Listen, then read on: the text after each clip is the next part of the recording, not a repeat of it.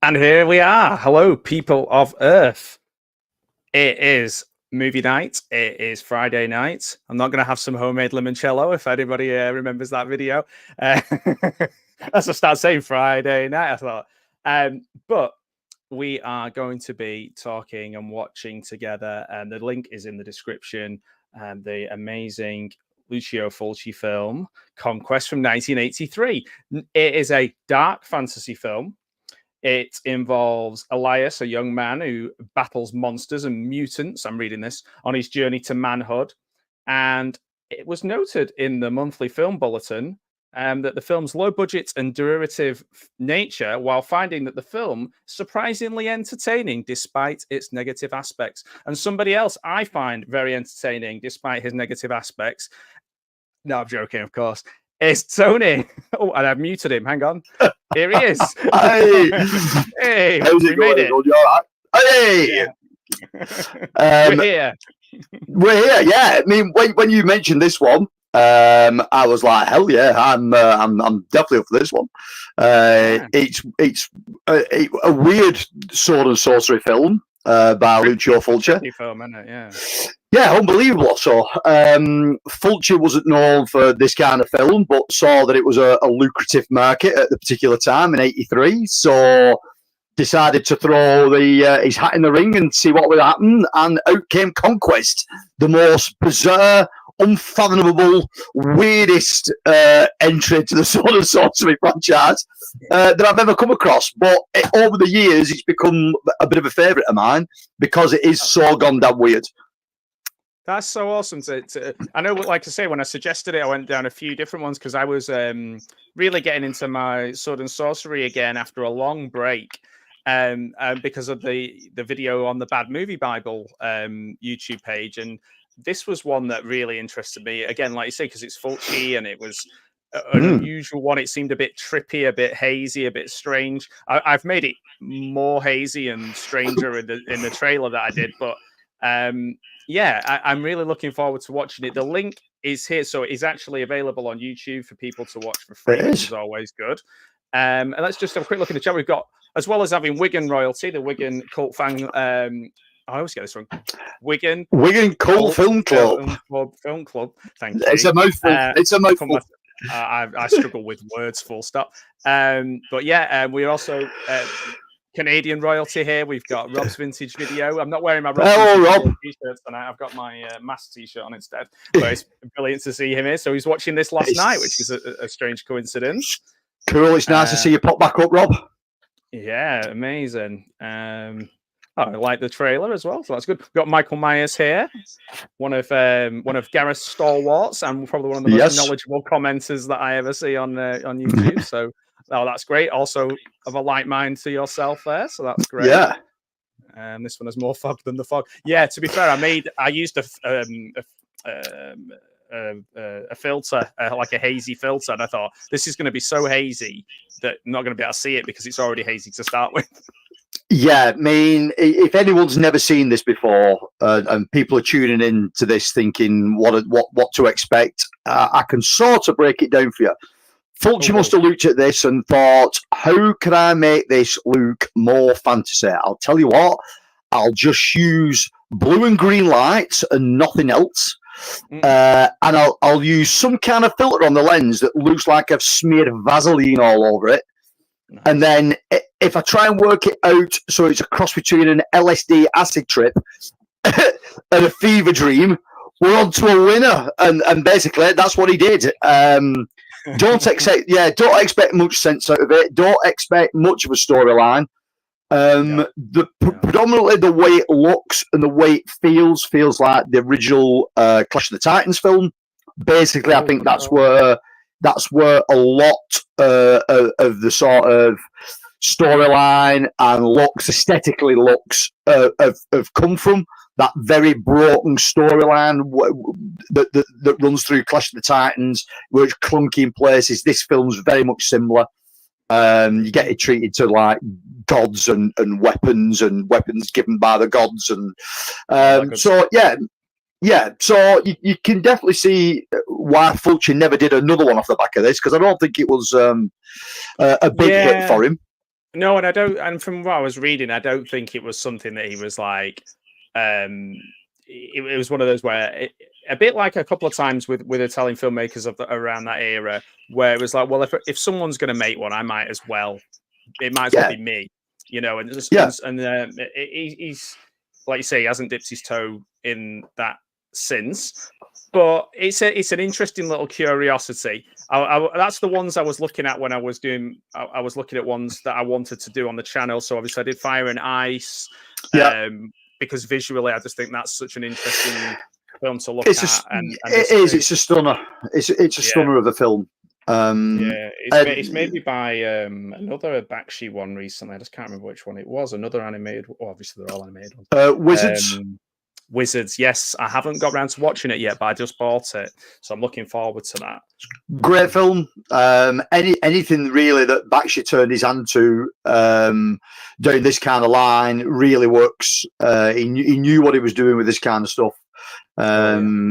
If you look at sort of what they did with the original Lord of the Rings animated film, it just went to town with it. The whole rotoscoping and everything. I'm not like a massive Lord of the Rings fan, full stop. If I'm honest, I don't really get on with it that much. But I had a friend who was at university who was really into it, and we watched that one. And I don't think I knew at the time it was Bakshi who did that. I was just like, oh, it's an animated one. So it was around the time maybe of the first movie. So this maybe re-release and try and cash in on the popularity of the films at the time. Yeah, 100%. I mean, for the time period that it was made, that film, you know what I mean, it was quite groundbreaking. Again, I don't think it went down too well. You know what I mean? It wasn't. It's not looked at now as a classic like it should be, really. And there's been a number of animated films over the years that have done pretty poorly, but are now at a cult status level where people go back into it and do you know what? I don't know why this missed out back in the day when it was first released. I don't know why it went over people's heads at that particular time. It's funny. There's certain ones, isn't there, that were animated films that weren't Disney, but so maybe like Fire and Ice and had a little bit of a Disney look to them that didn't quite hit, like you say, at the time, but then later on developed a bit of a cult following. But like when we're of a similar age, and there's films like, say, Fern Gully and All Dogs Go to Heaven, and all these, they were kind of automatically seen as secondary because they weren't Disney. Like they were, but I think they did pretty well. I think a lot of them, people are looking back and seeing these animated ones and going, actually, just because they weren't Disney doesn't mean they weren't any good. Yeah, I think you get a lot of it now. I mean, Disney dipped the toe into this kind of stuff. They saw what Bakshi was doing. They saw what Rankin and Bass was doing, and they thought, well, we want a piece of that. So they brought some people on board that have worked with both animating teams, and they produced The Black Cauldron. Now, The Black Cauldron is a great film, but Disney now hate it. They hated it at the time as well because it was way too dark. It finished up way too dark. But the problem being is they'd seen the rotoscoping stuff that Bakshi had been doing with The Lord of the Rings and wanted that look because they particularly liked it. And then when this film was handed over to them complete, they went, oh my God, it's way too dark. So if you watch it now, it's really good. It's a good story arc. It looks fantastic. But for some reason, Disney just shunned it at the time because they thought it was just way too dark for their audience or the targeted audience at the time. So going back sort of to the general theme of swords and sorcery and swords and sandals and all that kind of stuff, what would be your number one, like your favorite? Hawk the Slayer. Hawk the Slayer. Like, massive. I mean, you won't be able to see it, but a very good friend of mine and fellow co-host on the channel, David Kennedy, as a lovely gift. He drew me. I'll post some links to it later on, but he drew me a fan poster for the film Hawk the Slayer, and it's chef's kiss. It's fucking amazing. But I've got an obsession with it. I've got loads of different kinds of stuff, VHS versions of it, DVD versions, magazine articles about Hawk the Slayer. It's the most cheapest, low budget, quintessential British film you will ever see from 1980. Special effects look like they've cost about a tenner. You know what I mean? Yeah. That reminds me of my kind of obsession with Star Crash, where I don't know if it's the same for you with that, where I've almost accidentally ended up collecting lots of tons of Star Crash things. So I've got the lobby cards, VHS, original posters, the full posters, getting it signed, meeting the director, all these things, without really realizing that I was a massive fan of Star. I know what you mean. I know exactly what you mean. It's just easy to go down. I mean, the holy grail for a Hawk the Slayer collector is the original VHS tape, but it just goes for crazy money. And the most bizarre thing about it, the case that it comes in looks like a C90 cassette tape. So the box that a C90 cassette will come in, it's in a video size one of those that the tape goes in, goes for about $150. Now all day long, and you don't come across them that often. But that's the only major piece that I'm missing out of my Hawk the Slayer collection. Well, I think you maybe even mentioned that to me before. I did like a little edit from a Hawk show, and I cut it in with clips from the thing, and I think you might have commented on it saying, "Oh, this is one of my favorite." Yeah, it didn't surprise me when you said that about Hawk the Slayer. Yeah, it's Bernard Breslau's in it, and you know what I mean. He's it's just a wall to wall of British character actors at that time, and then they bring an American guy in. They bring John Terry in to play Hawk, which I always found a bit weird. There must have been somebody British that could have played the part, but somebody from maybe it's great. Sort of post Hammer, maybe somebody, because it was 1980. The film came out. There must have been someone kicking around at that particular time. But I mean, look, you didn't have a lot going on. There was, for me, around that time, sort of like I say, almost like post Hammer, post Amicus, British film industry. You've got really Norman Warren films and Pete Walker films. Flying the Flag, which are two of my favorite filmmakers. And obviously, then you've got bigger budget stuff. It would have been cool to have like a really known British face in that role. But yeah, I know what you mean. Yeah, but you can recognise every other actor that's in it. You know what I mean? They probably was at the beginning of their film careers. These guys were seasoned actors in TV stuff or theatre, but as far as feature-length films go, most of these guys were probably cutting the teeth in at this point on this film. But about 6 months ago, I went down a whole rabbit hole of trying to find out what happened to the Mind Sword. So the sword that's portrayed in the film is probably one of the best visual swords ever used in a film. It's fantastic. And it turned out there was only two made, the original steel sword and a stunt sword. And the stunt sword, no one really knew. And then I just went down this whole rabbit hole of the original sword, ended up at auction, and Prop Store of London ended up with the sword. And they put a price tag of 5,000 on it. And while I was looking, the sword came up to auction at $5,000. And I thought, that's probably doable, you know what I mean, for a prop of that nature. $5,000 for something like that there, that's good. Yeah, it went for 27,500, I think. And it's the only sword from the film. They only built one master hero sword. The other one was it's a pretty safe bet that there's always going to be at least one person who is obsessed with that movie that would, of course, and has that cash. So even terms, I'm always thinking of resale, like I'm an eBayer. I'm always thinking of resale too, always. But it's cool that it was still out there. And, But like I say, a lot of this stuff, a lot of these kinds of films, you know what I mean? There wasn't many that was massive budgets. Everyone knows the big ones. So your Conan the Barbarians, your Conan the Destroyers, you Red Sonjas, the Beastmaster, Willow. You know what I mean? They were the sort of like big hitters. Disney and Paramount collaboration with Dragon Slayer, if you know that one, which is a brilliant film. I do. There's a couple of those, isn't there? I think. Yeah. There's sequels to that as well. Yeah, so it's all, but then this is the bread and butter stuff. The stuff that not everybody knew. So the Italian exploitation stuff, the low budget British stuff. It just I don't know what. It just filled my heart with joy. This kind of stuff. Funny. I've just got do you know what's funny it. about it? What's really strange, I think, about this is that the people that I knew that were into it were younger than me, and were really like young kids. Like I'm talking like 6, 7, 8-year-olds who were really maybe even younger than that. It was a kid on my street. He was obsessed with Beastmaster.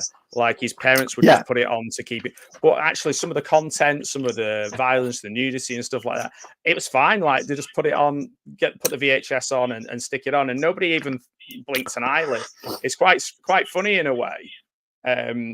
That would be one. Beastmaster always comes to mind when I think of these, mainly because I can just see this little kid just jumping up and down, going Beastmaster, Beastmaster, Beastmaster. Like, so excited to watch it, and I think boys like to get or make. Like for me, Robin of Sherwood was one of my favorite TV shows when I was. Yes, and, that's a great show. Michael Prade, I liked it when it was Jason Connery as well. I like Jason Connery as well. Yeah, I thought they were both great, and the music and everything. And I'd sit there and I'd get a bit of cardboard or whatever, and I'd make a sword each week, and then I'd run around, kind of hitting things with it and chasing the dog and what have you.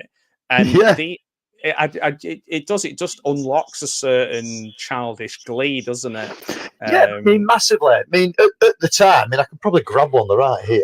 But I was heavily into this kind of thing. So the fighting fantasy books.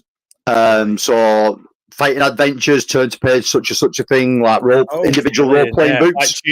Yeah, and I've got tons of these. So playing this kind of stuff and playing a bit of Warhammer and all that kind of things and a bit of D&D, and then these kind of films came out, and I just probably got to the right age where I could start watching some of them, especially the more violent ones. And I was hooked, like seriously hooked. We need to get this film started then, don't we? Because this is go for it. This is something. Yeah. So what I'm going to do is I'm just doing a little countdown on, so we all sync up. Are you watching a different copy, or what are you watching? No, I'll link it up with yours. I've currently got it running. So I acquired the one from YouTube, and I put it on Thumbstick, and I've got it on my old CRT TV to try and make it feel a bit more. That's nice. That's old school. That's good. Yeah. Okay, guys. So when you see play, press play.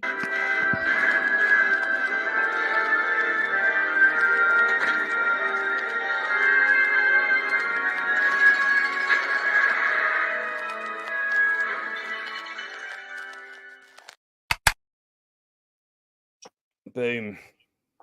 There we go. So we've got this really cool intro. Do you know, I need to catch up on the chat. There's so many people been talking about fantasy while we've been talking about fantasy, which is fine. Yeah. I'm rubbish at this, keeping up with the chat. So let's see. Michael was saying about Conquest being one of his favourite Fulcis. Gareth wanting to put you into slavery. I think it's just because we're Northerners. He thinks he owns us. This is what it is. Yeah, I know. I get that off him as well as.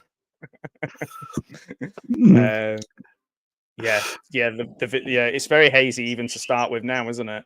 Oh yeah, it's like there's a lot of petroleum jelly on that on that lens. You know what I mean? It's hey man. Say no more. Hey Larry, how's it going, my friend? My 3BB brother, how are you going? Let's see.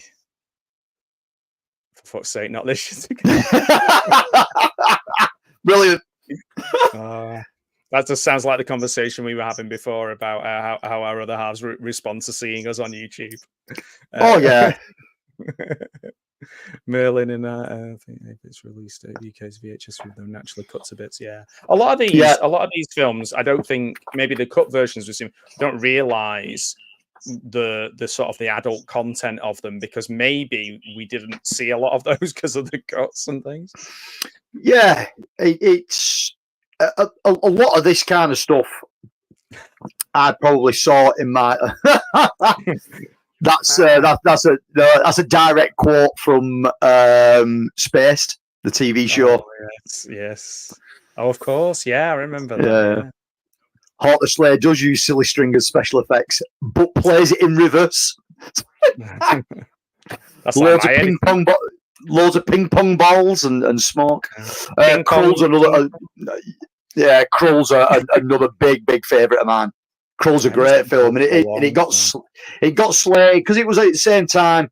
I think it came out at the same time as Empire Strikes Back or Return of the Jedi, one of the two. Yeah, just got massively overlooked. Yeah, but it is actually a really good film. Oh, guys with us speak. Yeah, no, he would be able to edit together a really cool version of this. But yeah, hi Guy, how you doing? Star Crash and Hall of Slayer. Well, you've got both myself and Sony. Got excellent taste.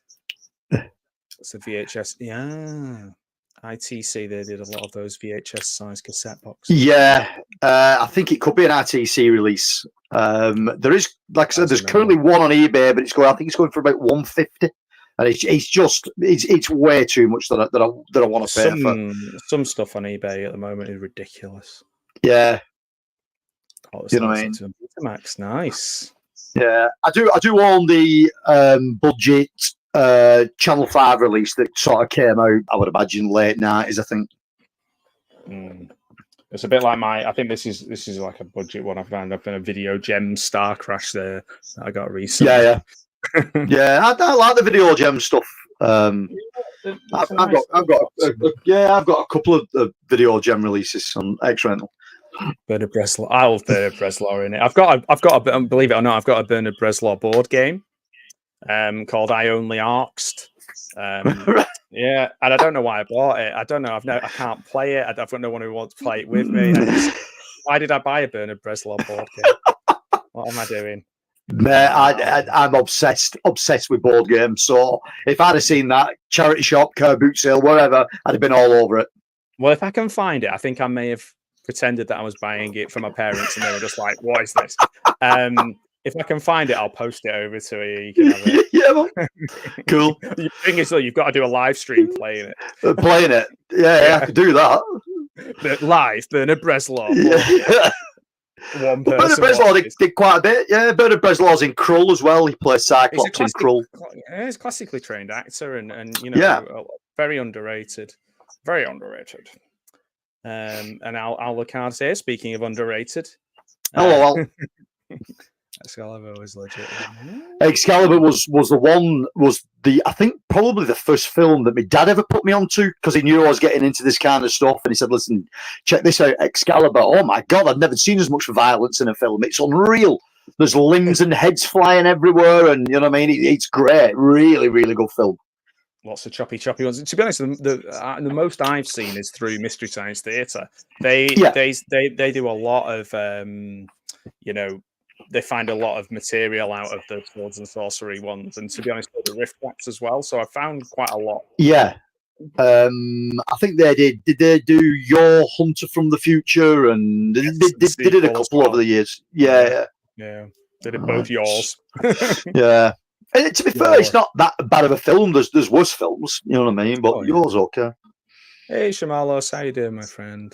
Hey. What else have we got Lady Hawk.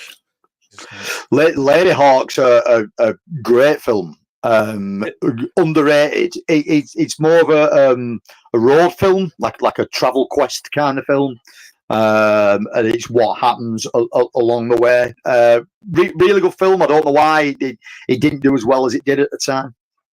There's one that I want to see that I haven't got round to, but obviously it's donkey's years old, so there's no excuse.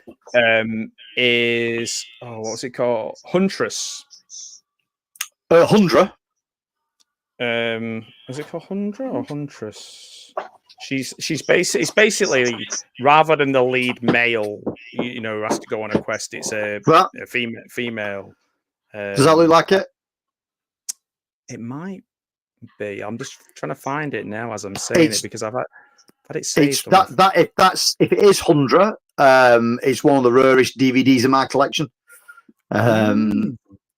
It's really hard to get hold of. Sorry, no, it was Sorceress from 1982. Oh, Sorceress. Yeah. Decent film. That's one that interests me just because it kind of subverts a lot of the stuff that are in the other ones from what I've read about it, and I bought it and then I never got around to watching it, so that might be one I watch soon. Yeah, I mean, if you need any sort of stuff, check that book out. Barbarians at the Gates of Hollywood. That breaks down every sword and sorcery film that's ever been done in just like a brief synopsis. And you'll have to send me a link to that later on. Yeah.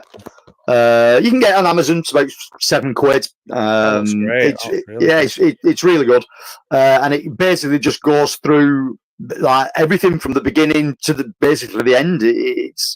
There was like a small window of about 5 or 6 years where they were just pumping it out. And then the interest just dried up on it.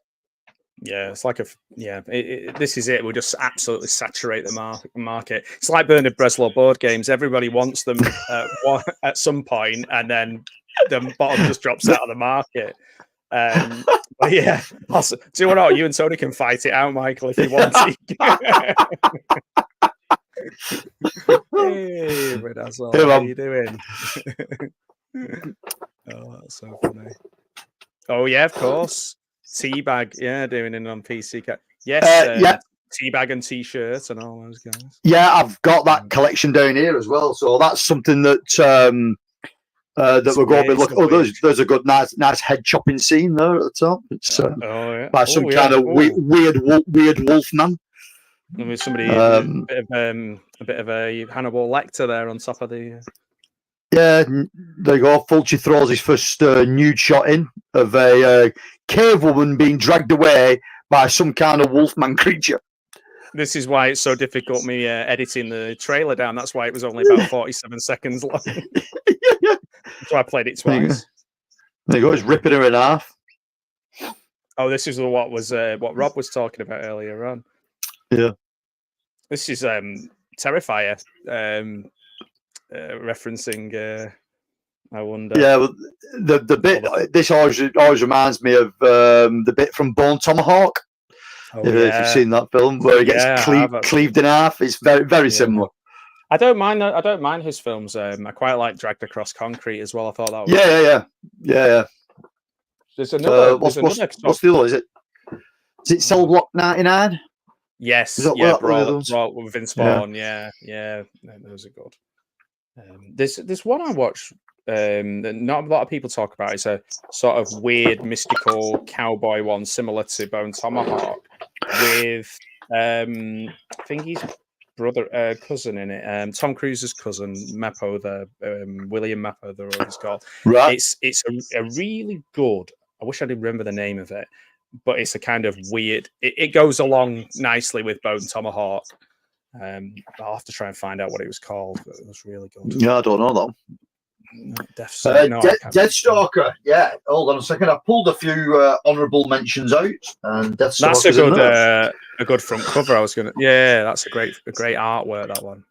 Yeah, I can't think of the guy's name, and I should know it off the top of my head. But he did a hell of a lot of stuff for this kind of stuff. He did a lot of the Corman stuff as well. So Roger Corman produced loads of this kind of tribe. Yeah, for sure. I've been one of my sort of sweet spots is the reusing footage Roger Corman space films. So obsessed. I'll watch say 6 or 7 of those in a row and then try and piece them all together. Battle Beyond the Stars. Yeah, so, that's one. Battle Beyond the Stars is another one of my favourites. But Space Raiders has got loads of it from Battle Beyond the Stars in it, and there's just loads of it just spliced in. The music's the same in everyone. Yeah, particularly when they start like trying to go down the road of doing a similar to Alien, and they're so good. Like Yeah. just all like say cut together. See anything outside the spaceship is pretty much the same thing. Any Yeah. battle is pretty much the same thing. It's so much same ships, same music. It's great. Yeah. 100. It's one that I've never seen on VHS, mate. But it's a great film. It starts off one way, ends up a bit completely different towards the end, but it's still good. Really, really good. We've got some writhing going on screen at the moment. So if I was Gareth right now, I would just be shutting us both up and staring at the screen. But yeah, I mean the bow from this as well. Have you seen the film Immortals? No. The more modern take on this kind of stuff. Again, similar bow in that film. It reminds me of can generate power. The cartoon Dungeons and Dragons. I've got that original poster up there. Rangers on the front of it, striking the bow. I used to really like that. I like anything where they get the weapon and it glows, it lights up and glows. Yeah. It's just something about that that's quite amazing. Yeah. Again, Dungeons and Dragons was done really, really well. Not that I know of. I mean, I have a few around the country. But have you? Did you see the Bad Movie Bible Swords and Sorcery thing that they did recently? Because that was what kind of got me sparked off again in that direction. So I don't know whether we both saw that. I don't know. Yeah, I mean, if you have a look a bit further down my channel, you'll see I went through the entire collection that's in my Sword and Sorcery stuff. I think it took me about 7 videos to do it all. But there's some good titles. There's a couple that's missing that are either hard to get hold of or I've never really come across them. But for everything really, I think I'm pretty much the checklist is pretty much done. There ain't much I'm looking for. That's nice. That's I have that completist kind of gene, and what I've kind of developed over time is the ability to be a completist and then sometimes completely get rid of those things. And now I never used to do that. I used to everything I watched, everything I got, I kept. And now I'm a little bit more sort of free and easy to say I've done that and moving on. But there are some things I do regret getting rid of, and that's what is always the worry. But equally, I have to just let that go. I mean, my biggest problem is space. This room it's tiny. This room I'm sat in. So that holds the reins a little bit for me. Otherwise, I'd just go fucking crazy. You know what I mean? I'd be drowning under stuff. So when we moved, I must have sold thousands and thousands. But like I said, I collected all the Star Wars figures from '77 to the Power of Force. I had every figure, and then I sold them all. And it's a lot of people find that quite hard to get their head around. But I did start recollecting retros. And the only problem with that is because they became so popular that now that's becoming quite exhaustive as well. So I've actually I've paused for a while with that because I'm like, I don't need every retro that's been made. But it was nice. I know I've done that. I know I did it, and I have it. But there was a combination of reasons why I did get rid of so much. Essentially, one of them was financial as well. So it was interesting really to kind of go through that process of culling things, and I was like, well, can I bring myself to get rid of it, like looking at something objectively? And there were some things that I was like, no way, I'll never get rid of that. It means too much to me. And those are the things that I have now, like I still have. However, since doing YouTube, it has started building back up again. It's so easy. You know what I mean? Now, I'm a fan of certain toy lines, but I have to be sort of like super focused on not getting involved, because if I get involved, I'll be balls deep. You know what I mean? It's like it's just going to get ridiculous. I know Dave, who presents the channel with me. He's Star Wars mad. He has a big thing for the Black Series. Yes. He's obsessed with Black Series stuff, so he's obviously always looking for that. And but the problem is that me and Dave have just been given a room to set up as a studio. So soon on our videos, you won't see my background or Dave's background. We're going to be in a room together because we're going to set a proper studio up. And this room's got storage. It's like 2 rooms in one. So I'm just going to go nuts again. You know what I mean? It's because I've got room to put stuff now. It's just going to go crazy again. So that's right. Sounds like you're going to be the new Red Letter Media and have your own massive studio. Yeah, I mean, I won't go that far. I won't say we're more into. Yeah, I won't say we're more entertaining. We're probably more fun. Yeah, don't take it as seriously. Sense of Conquest, missing all the boobage, basically the villainous from it. Yeah. I mean, some of the editing tools that are built in to YouTube are quite interesting now. Like you can take the music out but leave the voices in. I've been playing about with things like that. So literally everything that I have on my channel now, it has 0 copyright stuff, even not claims or anything, but just zero, nothing copywritten at all. Yeah, just on the safe side. But I found it quite interesting doing it and still presenting stuff in a way that's watchable. So I do quite a few re-edits and trailers and a few bits and pieces. But I've been really enjoying doing it, just with the restrictions of you working to the restrictions of YouTube. But I'm sure at some point they'll pop up and say I've done something that I shouldn't do, because that's just how they work, isn't it? Yeah. I've noticed that whole.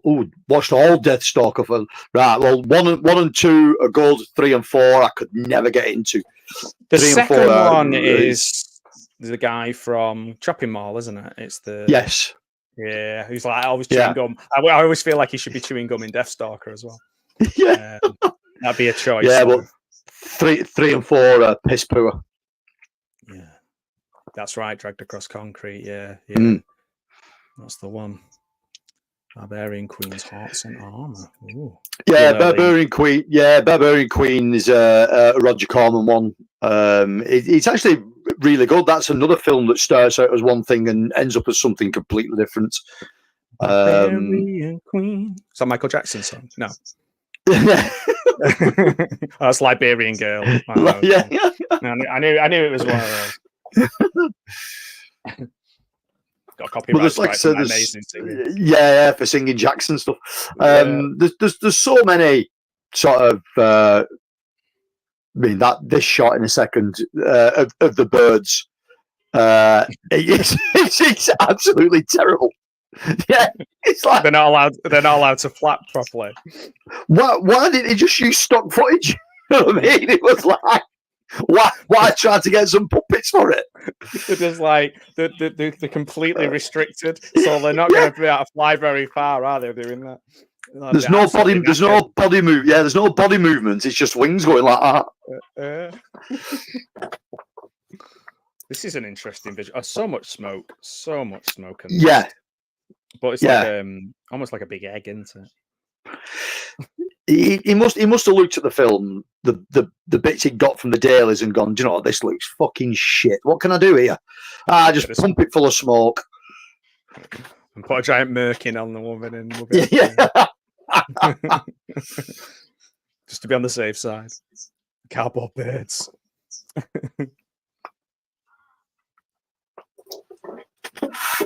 There's all kinds of stuff going on here. But again, it feels like you shouldn't be allowed to watch this, because it's like it's happening in private. It's so dark.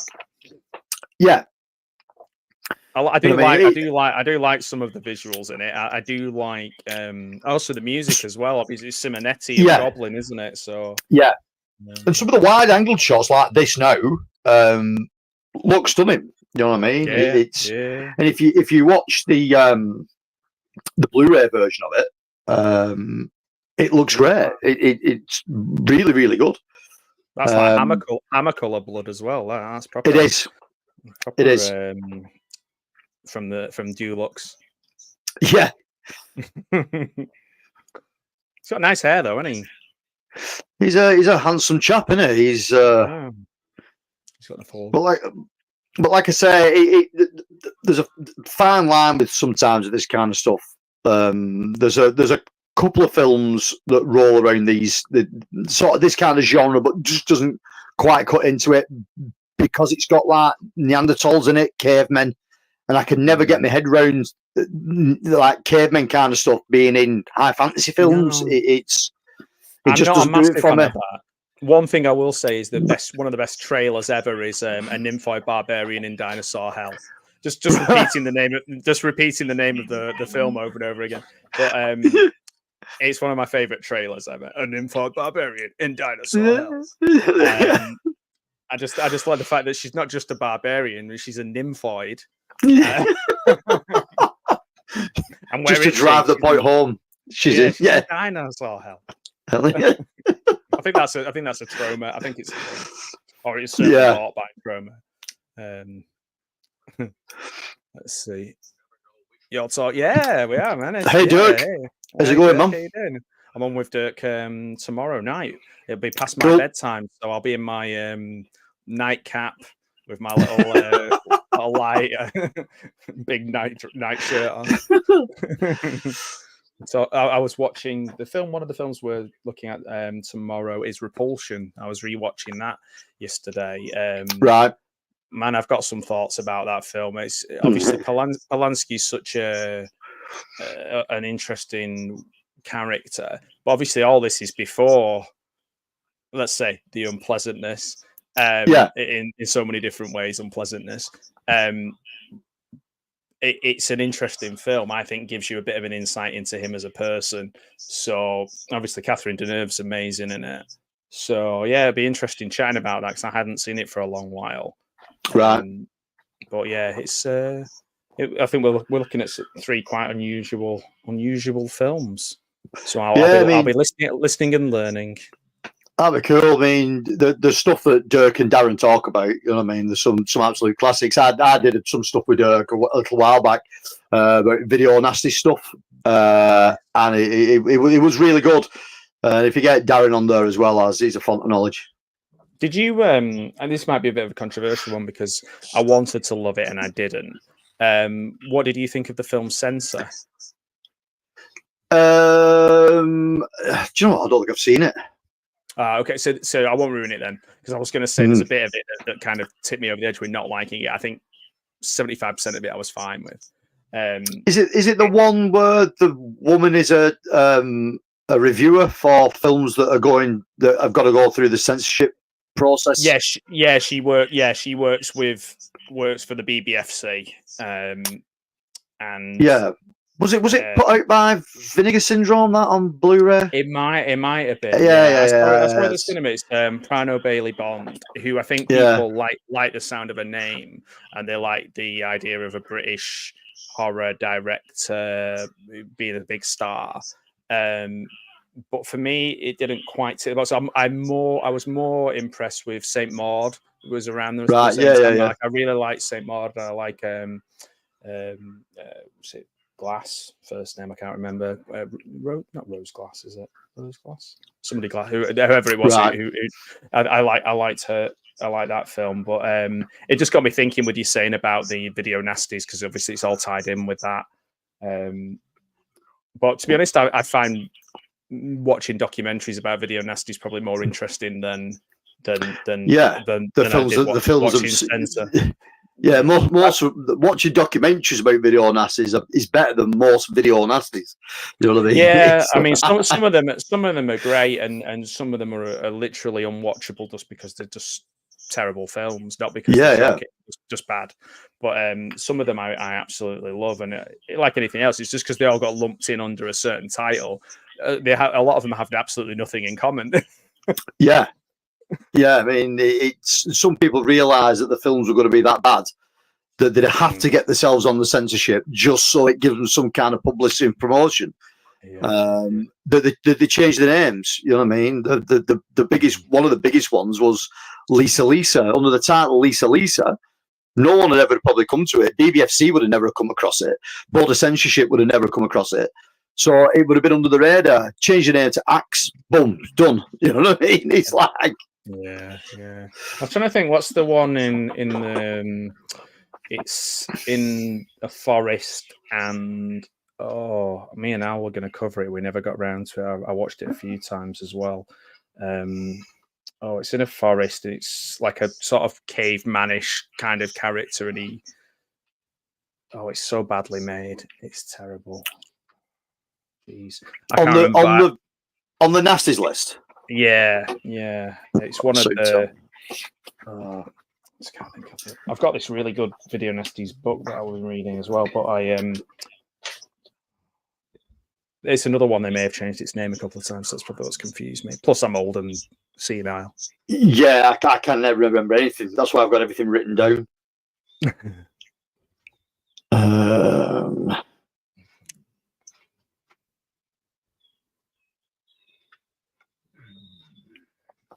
Hold on, what that one is. It might be. Geez, I watched it. It's on YouTube as well. Right, let me have a look. It's just going to drive me mad if I don't find it now, isn't it? Night of the Bloody Ape. Don't think so. Oh, the Bloody Ape. Depends how you say it, doesn't it, as well?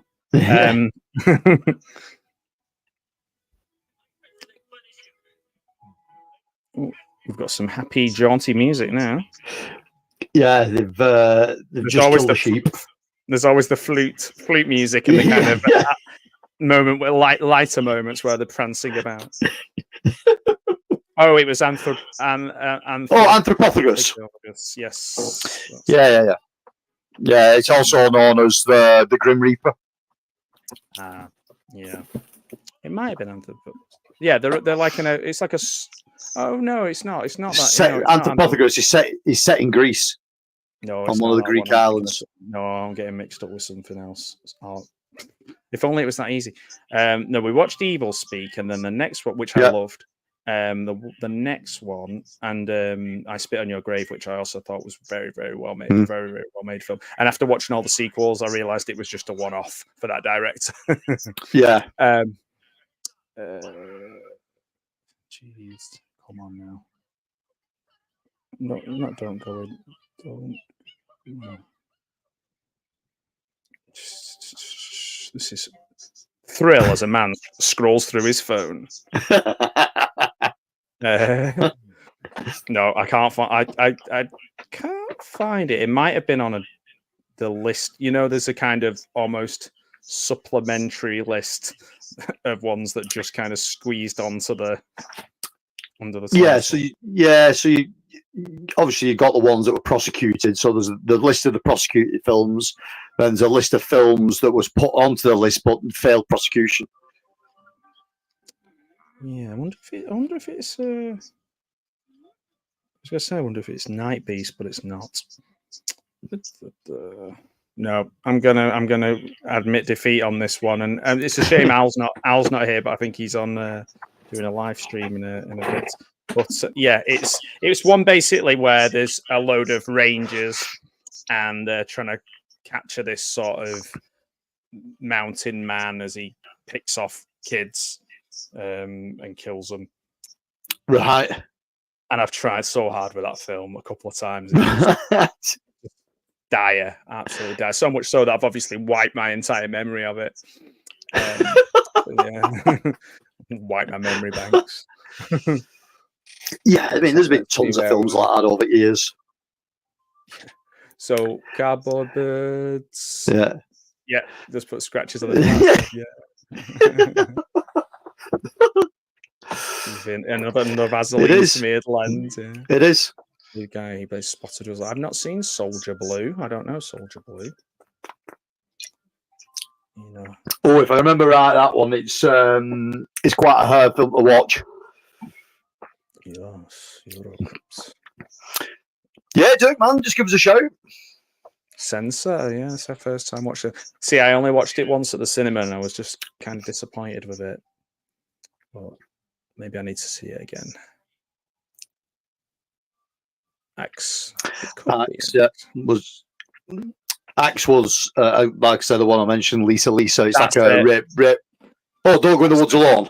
Woods Alone, yeah. I did try that. Yeah, it's shit. Yeah, it's just, yeah. Yep, thank you. We got there in the end. Yeah.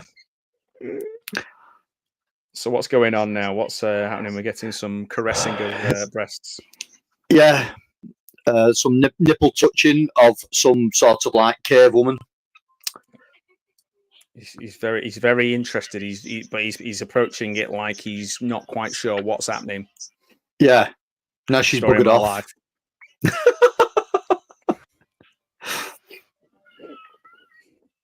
I bring you love. Oh, I love zooms like that. I love zooms into people's. Yeah. I just love it. It just makes me laugh. I think it's like these guys are back again. Wolf boy, dog man. Boy, dog man. I'm sure there's a kids book. I'm sure there's a book I've read because it's a dog man. Right. I might even took the kids on a school trip to watch it at some point. I think they made a film of it. I think, Dog Man. Yeah, it's like a cartoon, comic book kind of thing. Yeah, maybe cool. I don't think it's the same one from this.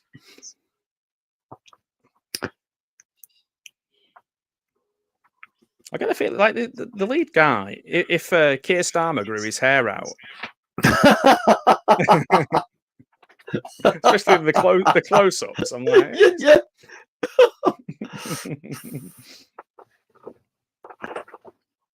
It's unlikely it's him. Starmer in an early role. Yeah, it'd be so funny if we could just like certain people, like you kind of have these roles and things, and you go, actually, he was in a 1980s fantasy film. Yeah. When he was stroking this woman's boobs, and there was like fake birds flying around.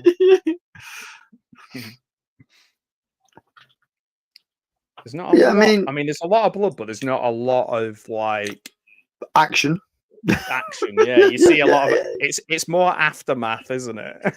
Yeah, it's all, the whole film is style over substance. You know what I mean? There's a great film that happened off camera. Yeah, probably in the script it was still there. Then you know what I mean? But like I say, visually, it does look good. You know what I mean? It can be as dull as dishwater in places.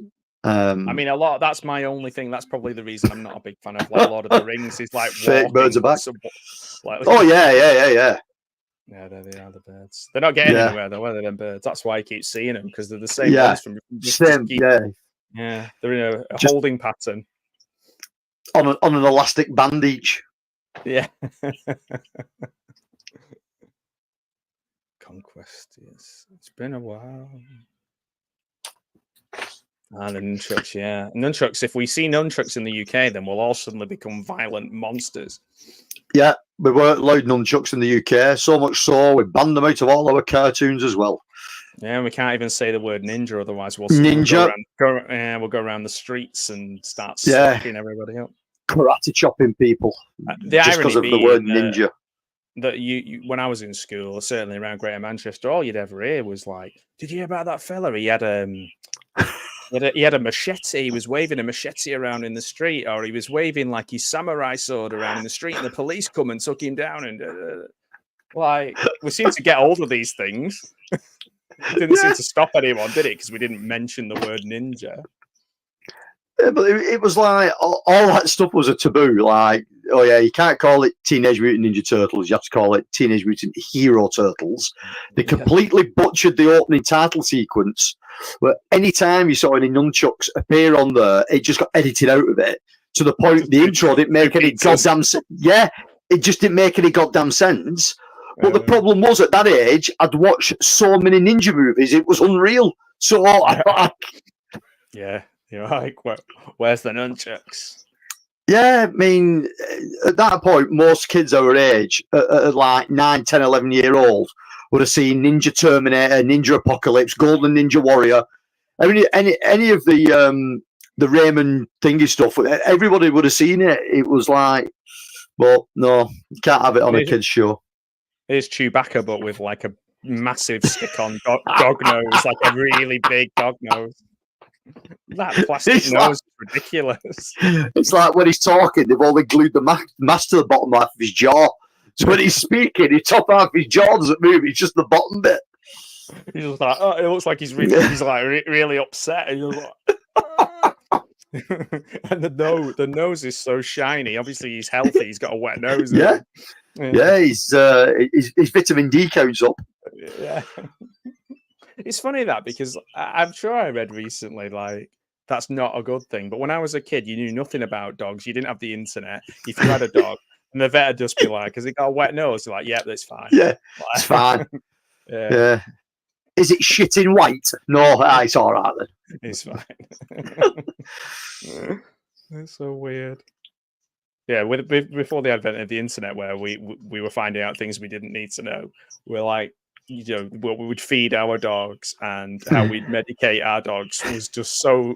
It was almost like something out of this film rather than compared to what we're like now, where it's like I was talking to somebody about a dog physio the other day, so that's where we've got to. Yeah.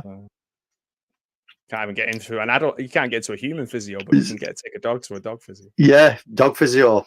My granddad back in the day when I was a kid would just open his door in the morning. The dog would piss off for the day. He'd go to work. He'd come back, park the car, open the door. Dog would come back in. It's like, where the fuck's it been for 8 hours? Dog's been off doing all these adventures like in this film. Yeah.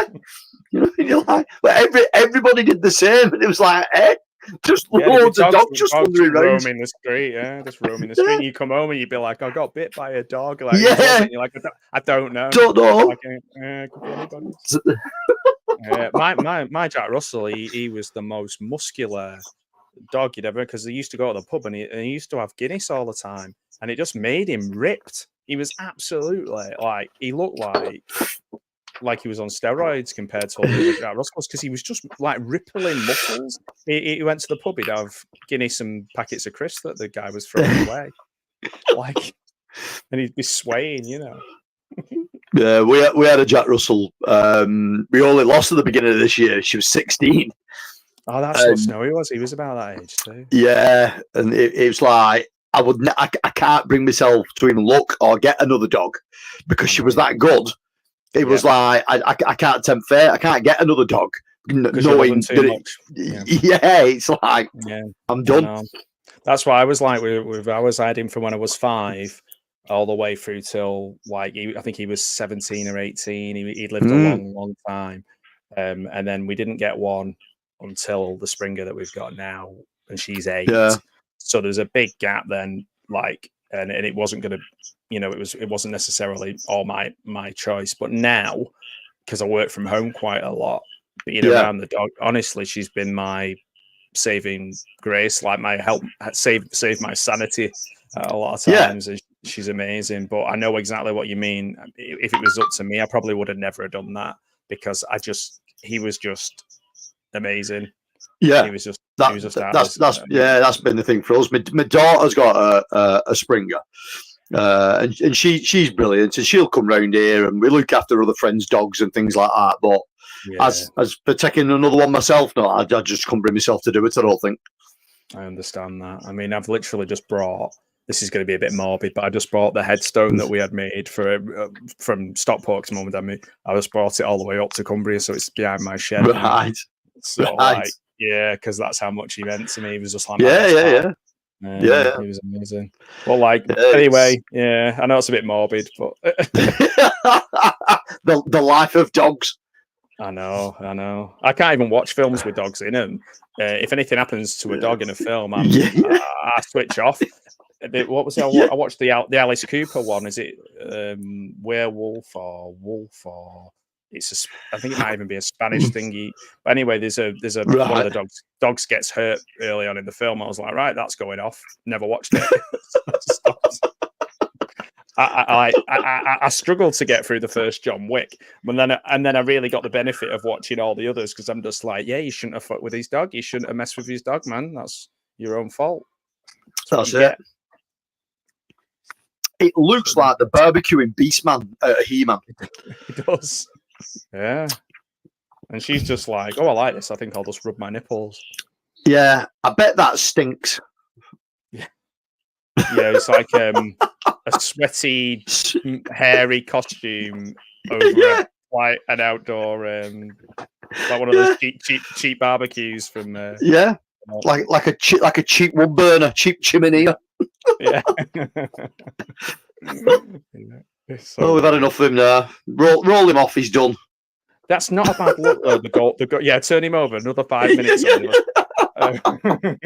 It's like barbecuing. You know, you don't want a sausage where it's all burnt on one side. Yeah, one side. I think the look with the gold mask on the face of her is pretty striking though. That looks really cool. Yeah, it's good. I'm not sure if it's on the DVD cover or not. It's definitely on some of the artwork, and then it's that's the cover of the Blu-ray. This giant poster that I've got behind me that definitely isn't a green screen. It's a clever use of the snake. Covering the old breasticles. Well, she's not managing to do that right now on screen, though. No, to be fair, they've never been covered up once, I don't think. No. Oh, I'm not a massive fan of reptiles, but I prefer snakes over. I ever think about rats. I have a real phobia of rats. Right. So the film Rats has never been one that I've ever wanted to watch. But snakes, I think I'd be okay with. If I had to act with snakes, I'd be all right. Look at that dog giving her a look there. He's just like, what are you doing?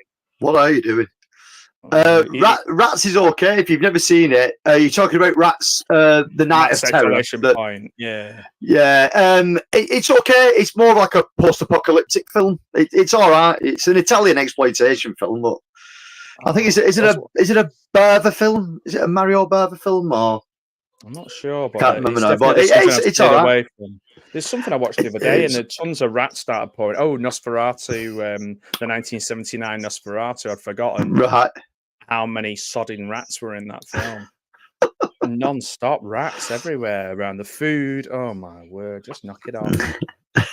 It makes it so like kids used to play pranks on me in school and like get little motorized rats and like pictures of them on the screen, so because they know that I have like a physical reaction to them that I just can't. A vole ran through our garden the other day, and I was like, I better not be a sodding rat, because it's the slimy tail. It's the bit on the end, the slimy tails as well.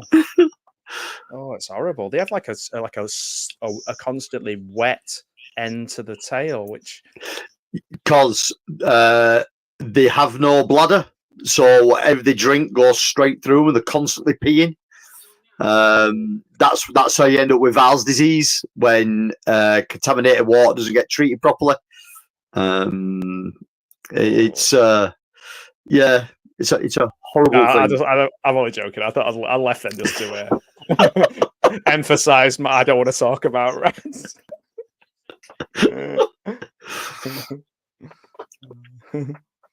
America villains died in G.I. Joe cartoons. Yeah, some of those cartoons are the most violent. Yeah, obviously. There's quite a lot of violent stuff in Defenders of the Earth and Mask and all kinds. Yeah, I mean, there's a Conan cartoon. So there's Conan the Adventurer, Conan the Young Warriors. There was two Conan cartoons. There's a Rambo cartoon. There was a Rambo cartoon. There was RoboCop. There was a Chuck Norris's Karate Commandos cartoon. Yeah. Jackie Chan's one, wasn't it? Yeah. Oh, Staffordshire Bull Terrier. I've never had a Staffy. I've had a Staff. And he was brilliant, but he was the most neediest dog I'd ever had. I was gonna say I definitely saw a few of them around Wigan. Oh yeah, Wigan is choice. But yeah, he was a blue staff and just the neediest thing I'd ever had. Oh, surprising. Soft as Plague shit. Dog, I've never Just seen that. Plague Dog. My God, you might as well watch When the Wind Blows. You know what I mean? It's like, Just get misery, yeah. yeah. Which is lizard and almost like dogs into me, but no notes are harmed.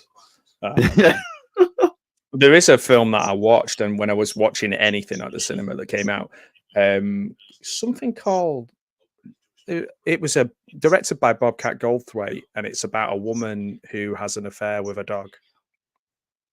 And it's it's a comedy. It's like a romantic comedy, and it's so uncomfortable and so weird. And surprisingly, I was the only person in the cinema watching it. I think it's called. I think it might be called "Let Sleeping Dogs Lie" or something like that. Only person watching it on a Tuesday dinner time. Yeah, it was weird. It was a weird one. I bet I'd be very surprised if anybody in the chat has seen that Bobcat Goldthwait's dog romantic comedy. It's not that she's in love with the dog; she's in love with this guy. Oh, I don't even want to know if I want to go into this. So she allows the dog to do something,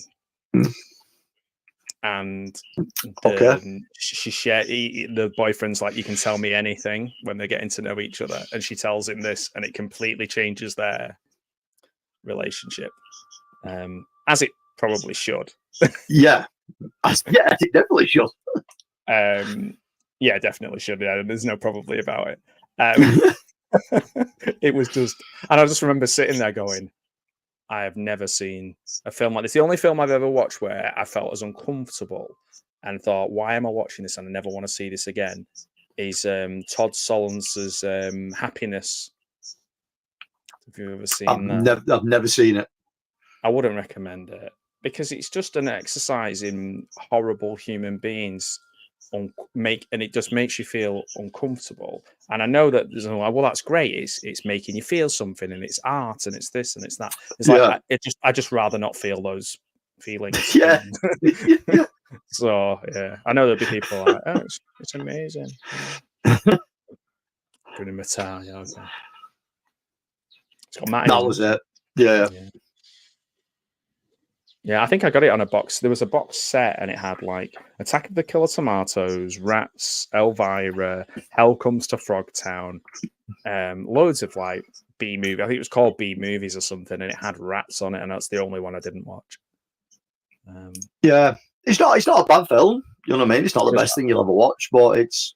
Is there a lot? I know it's a stupid question, but is there a lot of rats in it? Not particularly. They try. Obviously, they didn't have the budget for thousands of rats, so they just do a lot of like noises and references. One rat running round and round, going out in one door and then back in the other one. Yeah. Bobcat's talking. Yeah. I've not seen that one. I've seen. Did he do the one with Bill Murray's brother in it? God Bless America. I think that was quite a good one. But yeah, Bobcat's films are off the wall, definitely. Yeah. I don't think I've ever seen any of his films.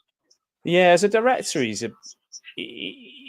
definitely doesn't go down the sort of you don't watch his film and go, oh, another one of these. Like, yeah, like God Bless America is a bit like a Natural Born Killers, but with like an old man and a younger girl, and it's Bill Murray's older brother, I think, who plays the guy right. in it. That Sleeping Dogs Lie one is a very odd one. He did one with Robin Williams as well. Yeah, it's weird because obviously for our generation, he's just Mr. Z, isn't he? He's just Zed from Police Academy. Yeah. And that's, but as an actual director, he makes some pretty crazy stuff. Yeah. I wouldn't say I'd necessarily go, oh, you must rush out and watch all this. Yeah, go find a copy. Peanut, I don't know. I think I've only remembered key bits, but enough to remember not to watch it again. But that's Sleeping Dogs. No thanks, not for me. Oh, what's going on here? So he's took a poison dart to the leg, and he's now sort of like hallucinating. Yeah. It looked like he had a nipple on his leg for a second. Then Yeah. I was like, "What's that all about? Is that a thing?" Yeah, Happiness had rave reviews. It was very uncomfortable. That's exactly how I found it to be really uncomfortable. That would never be at the cinema now. And I don't think that's a good thing, though. I think there's just certain films that just wouldn't even make it to the cinema now. Yeah. You've like, yeah, there's ones that we've mentioned tonight where they've had a cinema release. And you think these days they wouldn't, because you'd have 12 screens and maybe 11 of those would be showing Deadpool and Wolverine or something. Yeah. So you just wouldn't get to see him. But like to go and see a film like Happiness at the cinema, or something like Zero Effect, or that Sleeping Dogs Light, or whatever. There's not a lot of films now that you'll get to see at the cinema. No, I mean, this cinema that's just opened in town, close to us, they're predominantly showing the only larger films to get released. And they also do a thing called Bring It Back, where they're just showing loads of old films. Oh, cool. Sort of like old classics. So we watched a few there. Yeah, we watched Jaws there when it first opens. We watched Star Wars: A New Hope on the Max screen last Friday. That was amazing. It's the best I've ever seen Star Wars look. And then we watched Terminator on a smaller screen, but that looked really good as well. They did that at Cineworld for a while, where they did a double bill of Terminator, both Terminators. I saw Night of the Living Dead and Jaws. In the one in Bulletin. To be fair, in town, them showing those kinds of films seem to be doing better for them than the new release stuff. Obviously, the big budget stuff is always going to pull, but that intermediate kind of films, showing the old films, are doing better than that. Like The Crow, I know it got shit reviews and stuff, and a couple of club members went to watch it, and they said, "Well, do you know what? It's not as bad as people are making out, but it still isn't brilliant." Now, that had been relegated to the smallest screen they had from day one of it going on. So the screen they were showing it on only had 86 seats. Wow. You know what I mean? So it's... But not taking the risks on... No. But for Star Wars, on a Friday afternoon at 5 o'clock, there was like, you know what I mean, like 100 of us in there. So, really I know Colplex in Manchester's doing really well with that. Really well, yeah. Or if you do like because the Odeon in Manchester, I went to see Gremlins there when I was at university, and it was ram-packed. Obviously, it was like in the 2000s. You know, you could watch it on DVD or on VHS. But it was crazy. The only thing is that I don't necessarily like about watching an old film in the cinema again is when people preempt what's going to happen or react over the top in a way that is not realistic to how you actually are feeling. It's just letting everybody around you know that you know everything about this film, or you have you're the number one fan of this film, and it kind of takes you out of it a little bit. Yeah, we did that with the anniversary screening in 4K of Enter the Dragon. We went to a small independent in Lee film factory, which is a brilliant setup, and they showed the anniversary edition of Enter the Dragon, and basically it was 80 guys who had all at least had 4 pints each, just going what through the entire film. Like it was good, it was enjoyable because it was light-hearted and everybody was in the same frame of mind, but everybody was speaking the dialect over the top of it. Like it was a fun night out, but if you'd have gone there just to watch the film, you'd have been like, shut the fuck up, will you? You know what I mean? It's a fine line. It's like, it's great if everyone's... It's like if you're watching The Room and everybody's kind of, you know, getting involved, or Rocky Horror or something. Yeah. That's fine. When we saw Gremlins, there was bits in Gremlins that weren't funny.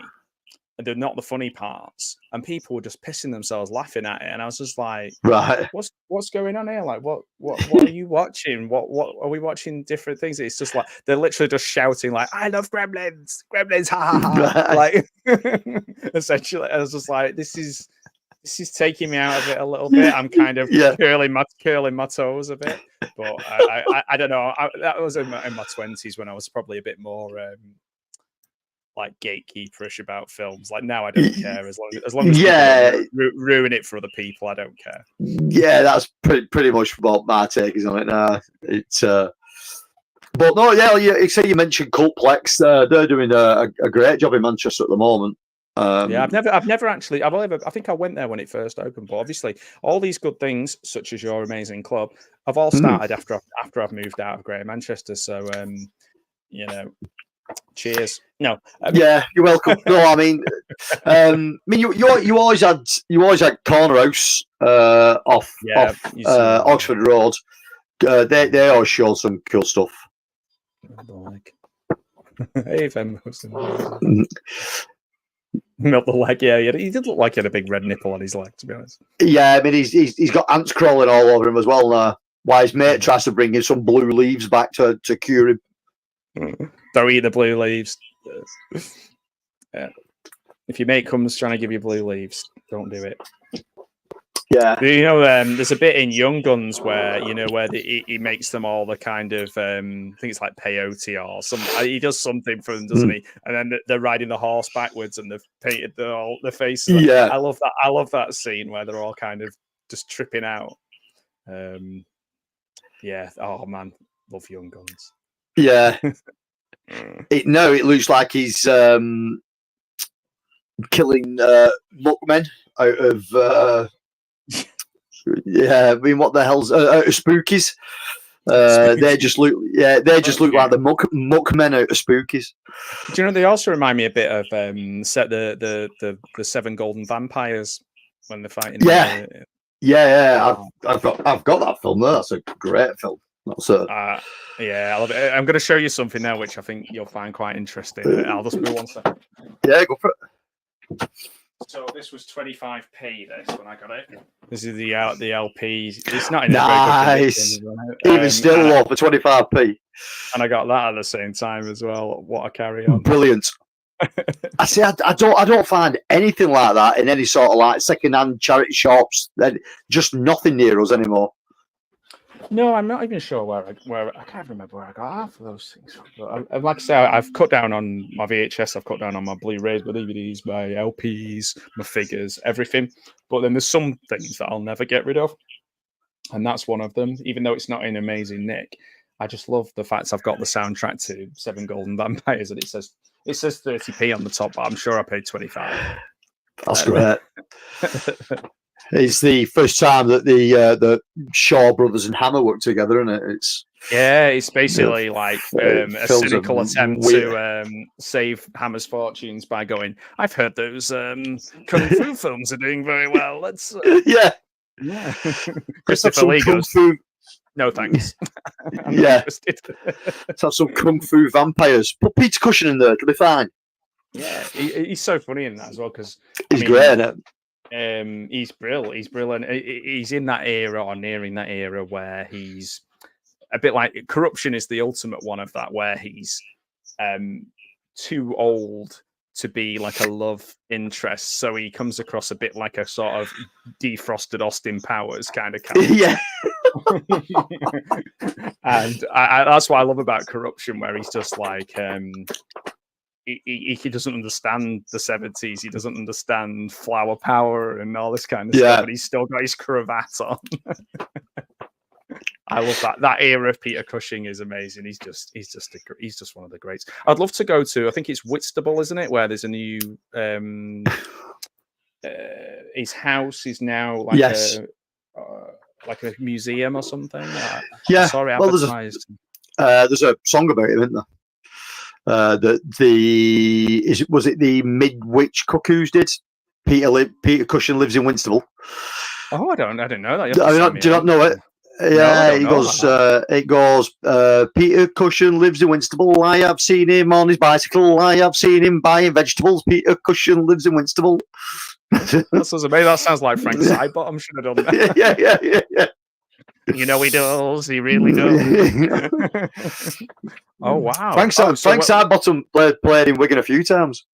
Oh, he's great. My friend lives in Bury, and he's spent a lot of his time around Manchester. He used to follow the freshies and be really into that kind of stuff. So when it was the film, when they were getting the Frank Sidebottom film done, the documentary, not the Fassbender one, I signed up and did all the top tier and stuff, and I had my friend's name put in the credits, and then got him tickets and surprised him with tickets to go and see it. I was supposed to go with him, but I couldn't go.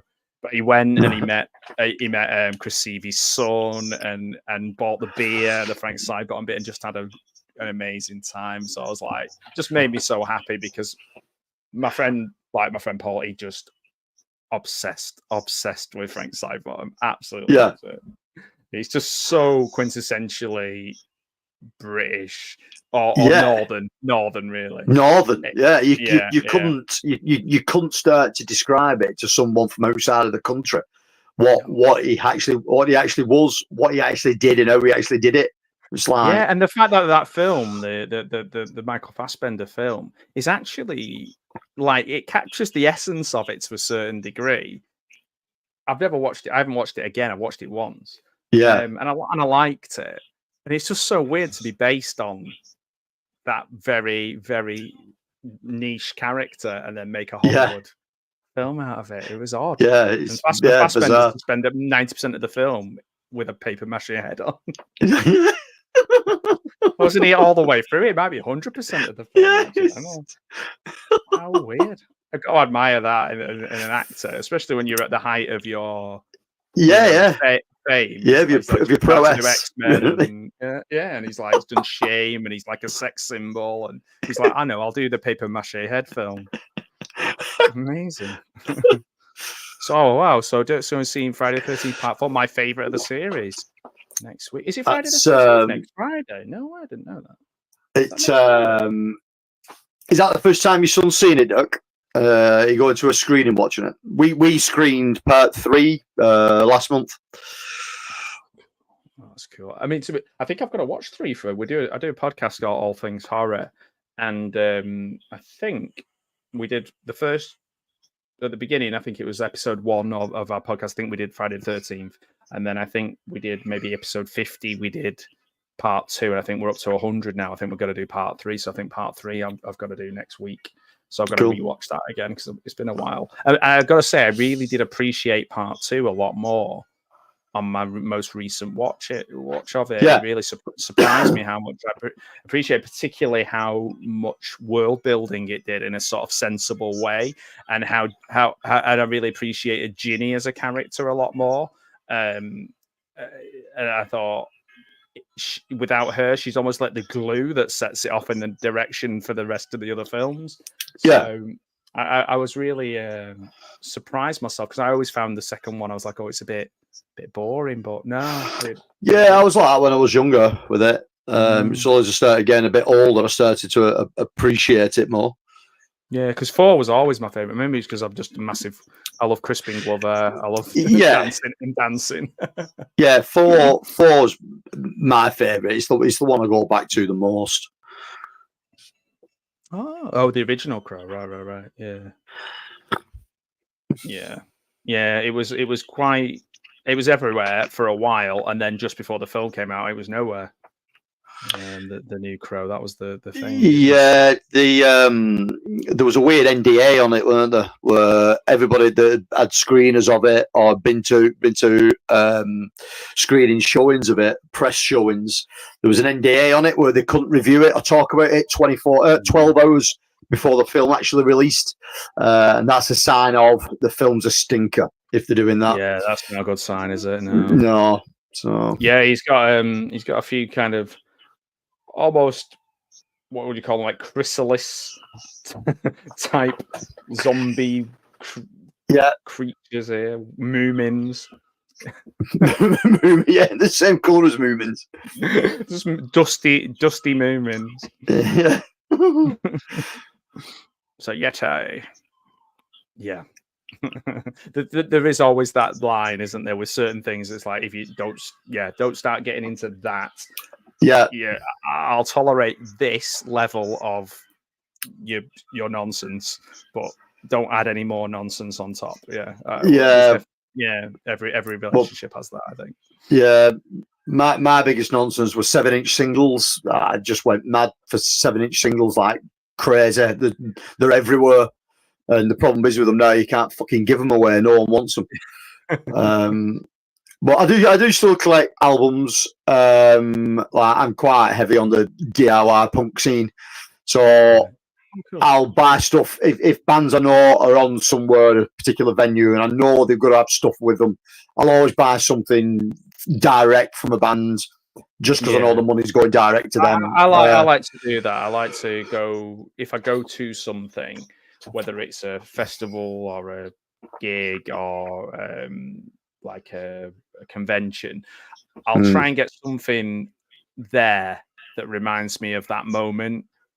Like, particularly, and this is going off at a tangent, but particularly if it's a picture, people often can't understand why I'm never in pictures on my own with people and things like that. Even if it's I'm with a friend and that friend doesn't know who the person is, I'll always want my friend in with me, because I'm like, when I've got that up on my wall, I'll be like, oh, that's when me and Dan or me and whoever we met that person, rather than just here's me and some.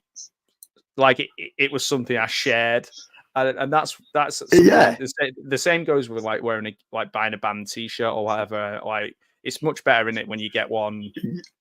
You remember that moment. Yeah, of course it is. It's lovely. It's obviously you end up with about 6,000 T-shirts, don't you? Well, that's my problem now. I've got about 4 or 5 of those vacuum bags, like stuffed under my bed, just full of band shirts that I'm probably never going to wear. My problem is that they end up in the black. A lot of them are black, aren't they? And then they end up covered in Springer hair. So, like, what most of my T-shirts now are different colours. The black ones, I've painstakingly took every hair off them and either sold them on eBay or. And then there's some ones that I just wear them in bed because I know they're literally like beyond repair. So whether it's an old wrestling shirt or an old band shirt, or Yeah, I mean most DIY bands that I'm into, they're obviously trying to do stuff on the cheap, so they're making a bit of money. But there's a lot of these shirts that you get off these bands now that if you wash them once, they'd like fit a doll when they came out, or all the print's just going to fall off. You know what I mean? So all I do now, I just give them a tenner for a shirt and then just stick it in my bag. Take all the air out of it, put it back under the bed. He's up on the sort of Ministry of Darkness Undertaker. Across there. Yeah, and again, I think that's just stolen straight from Conan the Barbarian. Yeah. This bit is cool, though. This bit is cool with the arrow he can split off. It's the Muckmen have copped it. When the guy falls, I'm not sure if it's in this bit or the bit after. The guy falls slowly. I just think, there's these 2 guys that fall, and then there's one where it hits a guy and he's just on his own and he falls. Yeah. It's really funny. I just think it's really funny because it's so emotion.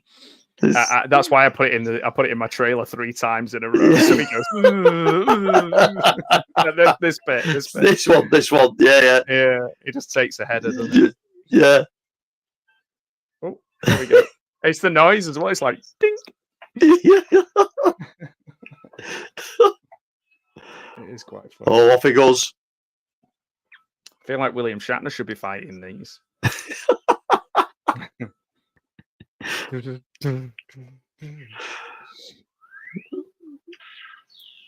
that, through the rock. What a shot that was. Yeah, it's these kind of films when they've got a memorable weapon in them. And there's been loads over the years. It helps. You know what I mean?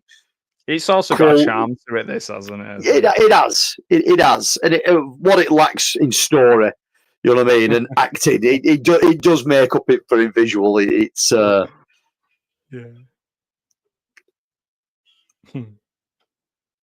It's a bit like in Fire and Ice, this, where they're under the water. Yeah. I think it's always good when there's an underwater bit, because then you can get some real, and I said tentacles, you can get some real tentacle weirdness and octopuses and octopi. You can get all kinds of strangeness in. Not in this one, though. Obviously, just a bubble.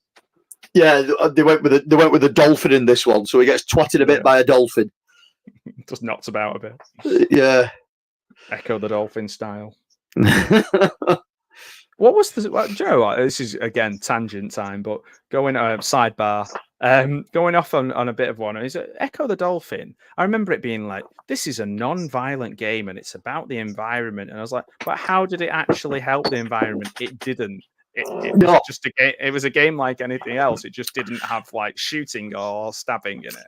I guess that's it. Yeah. That's why it was a good game. It was just like a side scroller. Yeah. Where you play as a dolphin that could jump out the water at some point and use like a sonar echolocation thing.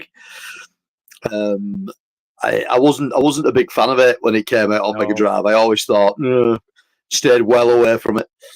It came, and this is going to sound very, very like I'm 100 years old, but it was one of those games where I think the idea was it was targeted at girls.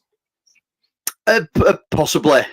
Possibly, which is really silly now, isn't it? Because it's like we all know that at the time girls were wanting to play Sonic and wanted to play. Of course they were.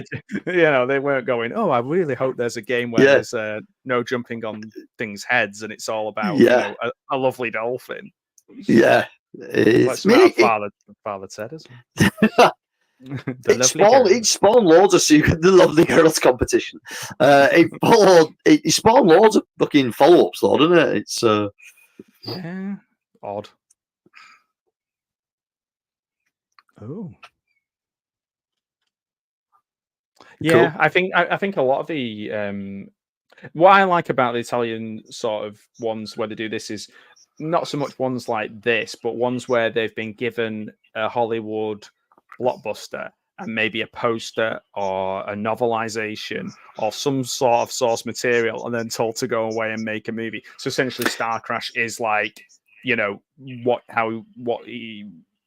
Luigi Cozzi thought Star Wars was going to be like because he hadn't seen it yet. Yeah. Which I think is brilliant. I love that because then you get some really weird and wonderful stuff. You get a lot of that going on in the whole post-apocalyptic genre. The Italian stuff was probably some of the best, but they obviously watched Mad Max or saw what was coming up with Mad Max and thought, well, with a budget of a couple of thousand and a few cars in a desert, we can do this, and it spawned some brilliant films. Yeah, I quite enjoy those Italian. I love them. Yeah, quite enjoy those. It's got a the goofy smiles on these. Yeah. He looks like David Essex.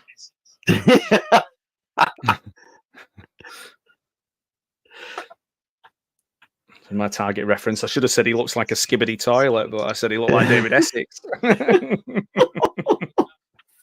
Damn, we've lost that. We've lost the youngsters. Yeah. Yeah. It wasn't watching this film that lost them in the first place. Conan, Mad Max, Escape from New York ones, definitely. Yeah, loads of it, absolutely loads of it. And to be fair, I used to gravitate to a lot of it. There was a book on what? Sorry.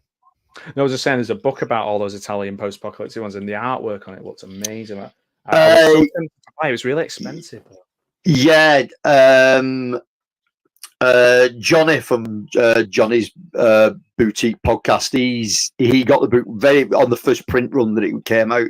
There's a revised edition, I think now. I'm sure it was put out by Severin or someone like that. It's brilliant. It's really, really good. But there to try and get a copy over here, it's like 45 quid, I think. Yeah, I know it's top white price. Gen X or something. Yeah. Listen, I know where my bread's buttered. There's people come here for David Essex chat.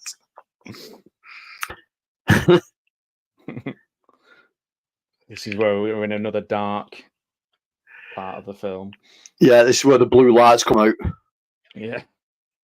Let's see what he's been up to. Yeah. It's like Put those, just put a blue filter on everything. you know, the old shows you used to have on MTV where they go into somebody's bedroom with a blue light. Blue light. See you, you dirty devil. It's like, Lucio, we're running out of cash. Just paint everybody blue and turn the lights out. It'll be all right. It works Shining for, UV on them. works for James Cameron, doesn't it? This is Yeah, better yeah. than Avatar. This for my money. I'm not an Avatar. Oh, no, once you start calling it unobtainium, I'm out. I'm done. Yeah. Well, what's that thing that's really hard to keep hold of and get? Unobtainium. Yeah, that's the one. Yeah. It's pathetic.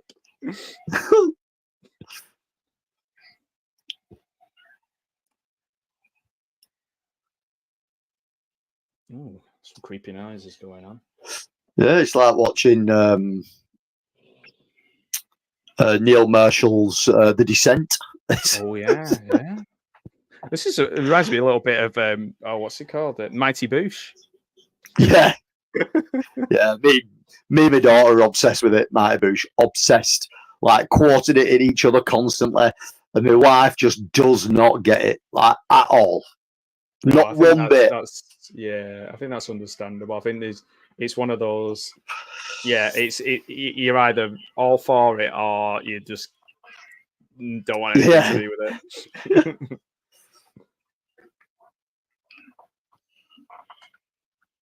The music's great in this bit. I really like the music in this bit. Yeah. The music's good. The music's good throughout.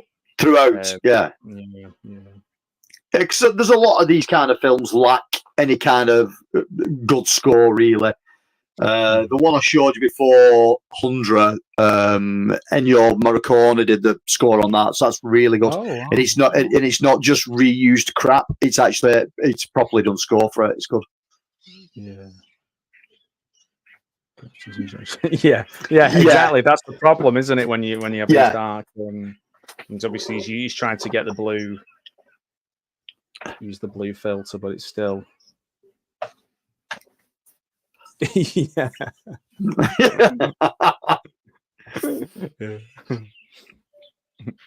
That's funny about I'm not sure whether you can see him. You know when in Zoolander where he's down the mine. Yeah. And then he is like that. He jumps out. But I quite like the bit where he takes ages taking it out, getting it off with the tiny little cotton buds. Cotton buds. It's so funny. There's like a whole bin full of it. I mean, that's the thing as well. That's almost like not. We were getting quite a lot of good comedy films around that time. But then by the time those sequels came around, they were just so humorless and not funny. Like the sequels to like Zoolander and fair enough. I think they just went, hey, we're really good at improvising. Like, let's get rid of all the story-based element because we've got these characters and people love them. They did the same with Anchorman 2, didn't they? They were just like, improvised it to death. Yeah, it's not good, Anchorman 2. No. It has a couple of funny moments, but the problem is it's just like you could probably make a 5-hour film out of all the nonsense improvising. Yeah. It's like, some directors, people say like the most important thing for them is that they're not too up their own backside, that they still have an editor that isn't themselves. The only person I'd make an exception to with that is Tarantino, because once upon a time in Hollywood, people are like, oh, it's very long. I could have watched another hour of that. I could have watched 2 hours of that.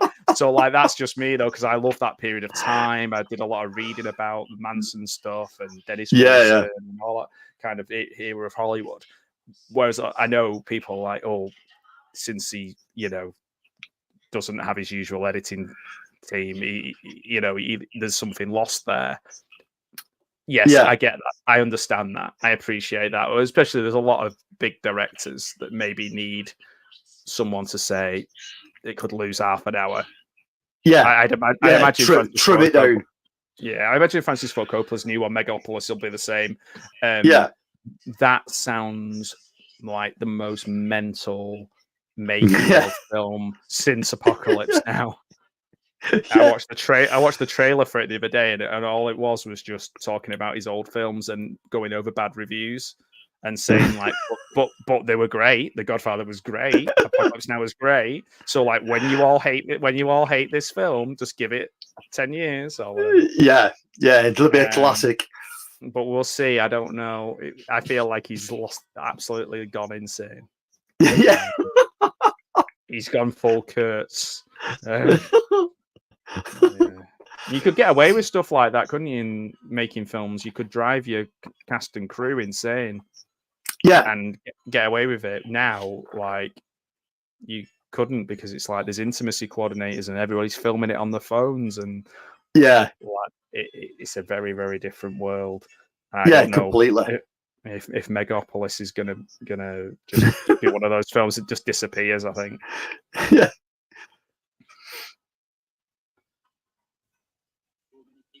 Speaking of Tarantino, though, I'm currently sat on a load of Tarantino posters behind me. Can you see them? Oh yeah, is that Reservoir Dogs one there just over your shoulder, and then Pulp Fiction one there as well? Yeah. So I'm currently in the process of getting them authenticated. We believe that they are original US 1 sheets, and that's the original promo poster for Pulp Fiction. And if that turns out to be what we think it is, then that's going through auction, that one, because we've seen them go for about 1,500 quid. So, but I've got Pulp Fiction, I've got Reservoir Dogs, I've got Jackie Brown, and I've got a really good Dusk Till Dawn one behind that one there. Oh, nice. They've all been professionally framed. And nice. I've got a few here that I'm waiting to get framed, but the issue is wall space at the moment, because I've got pretty much everything up. I've got a Batman 89 one that I want to get framed. I've got another Star Crash. I've got Grizzly. I've like an original Grizzly poster. I just like the poster more than the film, probably. And I've got a Spanish basket case poster that I want to get framed as well. So cool. I just need the space. I collect a lot of posters. I'm obsessed with 80s, early 90s video shop posters, so like A2 size. Cool. I've got a lot. I collect a lot of quads as well. But the stuff that I've got up and around here are all. I've got a lot of Matt Ferguson stuff. From Vice Press. So there's a Matt Ferguson Escape from New York up there. I've got a Max Ferguson RoboCop. Did he do a brain damage one? Possibly for the second sight one. Probably. Yeah, I think I might have that. It's really they do a lot through Vice Press. Henenlotter is probably one of my favorite filmmakers of all time, and you know, the posters and the artwork and everything is just so great. So I'm looking forward to getting my basket case one up on the. I've got some lobby cards of Star Crash that I want to get framed as well, which look really nice. So yeah, we'll see how I get on. It's an expensive job, isn't it, though, framing them all? Yeah, I mean, framing's really, really expensive. The picture that Dave did for me, I was looking to get that framed, and it was going to be pricey. And then we was at a local like vintage second-hand place, and somebody had a load of solid oak A1 frames at 40 quid a piece, and they should have been retailing at like 150. So I bought one to be on the safe side instead of buying a load of them. It turns out it's really good. So Dave's picture's in that one. But it's that heavy that I'm frightened to death of putting it on the wall. It's unreal how heavy it is. Yeah, that's the problem sometimes. I think I've got one somewhere where it's behind my green screen, but it's like a football shirt, and it's they were getting rid of it at County at Stockport where I go, and they were just getting rid of it, and they were like, oh, you can have it for like a tenner. So I was like, yeah, I'll have it. It's like, and honestly, when I was putting it up on the wall, it's just so heavy, it's ridiculous. I was like, this is going to fall either forwards or back through the wall. That was the one he did after Nosferatu, and it's with another one with Herzog, but I can't remember the name of it. and the one of, I think it might have been one of the stunt people offered Herzog some money. He said, "I will take him out. I'll kill him if you give me like 100." I've got a really good Kinski video coming out soon where he gets into it with the audience. He's doing a short talk pretending to be Jesus, and the crowd start laughing at him, making fun of him, and he absolutely loses it. I've set it to like thrash metal. So yeah, and we're doing Nosferatu in Venice coming up soon as well. But yeah, I mean, to be honest, I laugh about him, and he's kind of wild character in movie history, but he's like an absolute monster, really. Like an absolute, like the stuff he did is punishable by courts of law. The guy is it was off his bloody rocker. Yeah. But we just laugh, don't we, and go like, "Oh, man. I've seen Land of Doom and Iron Warrior. I've got the poster for Iron Warrior as well. I think I've seen I've not seen Iron Warrior. What's that? What's that? It's under another name as well. If I was going to watch any Gurk, I'd watch Iron Warrior first. It is. Yes, Mike. Michael, that's right. I've got it up there as well. Hold on. These dogs do not look like wolves, by the way. They look like kind of pets. They're very fluffy and well kept.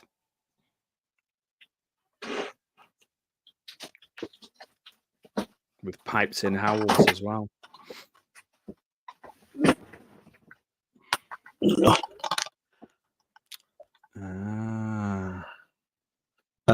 So it is Miles O'Keefe. Miles O'Keefe. It's a good one. Again, I've got the video shop poster of this. I don't know that film at all. Do you know? It's another sword and sorcery kind of film. But it's pretty decent. But again, it's an Italian ripoff. Yeah, that one. Because there's two schizos, isn't there? And that one I know quite a bit about. And yeah, to be honest, the more you dig into Klaus Kinski, the more you kind of loathe the guy. Like go from thinking, oh, he was a bit of a crazy, wild guy on set to like this guy's a criminal. Yeah, and just not good. But the stories are interesting. It's a kind of one of those, when you read like a horrible, sleazy story about somebody doing something terrible, and you watch. I suppose it's like why people like true crime, isn't it? Yeah, of course it is. Yeah. Vicariously. Oh, it's in Dobley. This was in Dobley. Yeah. Mm. Kodak and Technicolor. So that was it. If I was Technicolor, I wouldn't be bragging about it though. Yeah. So that was Conquest. If anybody understands the story, please send your theories in on a self-addressed envelope to PO Box. Yeah. It's a bizarre film that really doesn't make much goddamn sense. No, I enjoyed it. It was nice to look at. Visually, it's stunning. Visually, it's really, really good. The effects for the time were probably within keeping with everything else. You know what I mean? Like you said, Hammer style blood. I'm all in for that. Yeah, and when we started talking about Seven Golden Vampires, I kept seeing more and more similarities. The smoke, the filters, the different colored filters. Some of the music was kind of similar. Like there was definitely some of that there. The blood color. It'd be a nice one to watch back to back with Seven Golden Vampires, I think. Yeah, like I said, it's miles apart from where the other sort of like Italian exploitation was stuff in this, because they were basically aiming for the market of Conan fans. So the new Conan had sold well. and everyone wanted a slice of that pie. And Fulci went, well, I'll tell you what, I'll do something completely fucking different, and we'll see how we get on. And that's the end result. It's definitely that. It's definitely different. So before we wish everybody a good night, and there's so many other great streams going on. I know Alan and Gareth have got one at the moment, and I believe there's quite a few good ones on that I'll share out later on. But I know Trash Picture Show's got a good stream going on tonight. Is there anything coming up soon that you want to talk about in terms of Wigan Cult Film Club? What's going on? The channel, the actual in person. What's going on? Yeah, we've got a few things. We have tomorrow evening. The club is going out to watch Beetlejuice. So that should be a nice afternoon out. We've got some younger members coming along as well, which is always good. And then for September, our event, obviously the last Thursday of every month, this month we will be showing, again, this is probably brand new news because even a lot of club members don't know this, we are going to be showing Little Shop of Horrors and the original Day of the Triffids, not the crappy TV remake the BBC did. So that's going to be coming up for there. And then with a big one coming up in October, physical event where we've got an all-dayer. So we're going to be showing 3 films. We've got a couple of guests coming down. We're going to have vendors there. We're going to have a band on in the evening. So that's going from 12 till 12. So that's a little 12-hour event that we're doing back to back. And again, everything we do is free. You just come down and enjoy yourself. There's no money changes hands. And then obviously we've got a little shop and a new studio opening soon. So it's times they are changing for the Wigan Cult Film Club when it comes to YouTube and other little things. So it's doing well. We're doing well. Yeah, it's great to hear, and it's really, really cool. It was definitely needed from my time living in the area myself, and obviously I don't live there now. But it was definitely needed, and it's also really cool to see you guys thriving and enjoying it, and getting so much out of it, and getting other people out and about and involved as well. Yeah, I mean, I think that's yeah. I mean, the one thing is it's done is. For a sort of local community, it's helped a lot of people out. So for the likes of us that didn't have a cinema in Wigan, it got us together and we was going out to different places, and then we started putting the events on. Not only did it, then it bring us together, it brought the venue that we use, which is Anderton Sports Bar in town, it was bringing him more custom in to people that didn't know that bar, people that are using that bar regardless if we're there or not. It was bringing people into the community who, for one thing or another, may have struggled in a sort of environment where there was a lot of people, and it allows people to come in, feel comfortable. It's not serious. We have a laugh and a joke and a few beers while we're showing films. You don't have to keep quiet. Everyone can chat and do what they want. And it's bringing people who felt maybe a little bit vulnerable or maybe a little bit inwards, shy, anything like that, to an event that they've always wanted to do, but may have thought, well, if I go and do a con or something like that, there's too many people and I don't know anybody. Yeah, and I don't want to do it on my own. Yeah, and it's been good. We offer a buddy system as well, where if anyone feels a bit daunted about coming into town on their own in the evening, because it can feel like a weird place, Wigan, if you're coming in the dead of night on your own. We have a whole buddy system where people can meet up and come in. And I can never understand a word they're saying, to be honest. But it's the one thing I took notice of with our channel, with having myself on and bringing Dave on, is when you go into YouTube Studio and you look at the sort of like analytics bit at the bottom, and it says 20% of people watching your videos had to use closed subtitles. But it's what those subtitles said is probably very different to what you were saying. Could have been anything. You know what? I had to switch on because I lived in Bolton when I first moved up that area, and there's a difference between the Bolton dialect, and there's a difference between that and where I'm from. There is in Stockport, and then there is again with Wigan, and there's. I mean, you're not mega broad, but like I know people who are, where I was literally first met them and they're having full conversations. I didn't have a bloody clue what they were saying. my mother-in-law, after 20 odd years, still doesn't understand what I'm saying, like, at all. It's like, well, to be fair, it was always I'm not just saying this, but it was a particularly. It was somewhere I always quite like going out in Wigan. Compared to, like, Bolton really did drop down over the years, and now it's almost like a ghost town, to be honest. From the last time I went in, I feel like Wigan is still quite a nice place to go in. Obviously, like you say, sometimes any city centre can be a bit daunting for some people, and I get that as well. And the same goes for, like you said, about conventions. You know, I'm always impressed when I see people who go to conventions on their own. Like, I always think, but yeah, it does take a bit of guts, because there's a lot of noise, a lot of people, a lot of things, a lot of queuing, a lot of standing, a lot of proximity, standing next to people.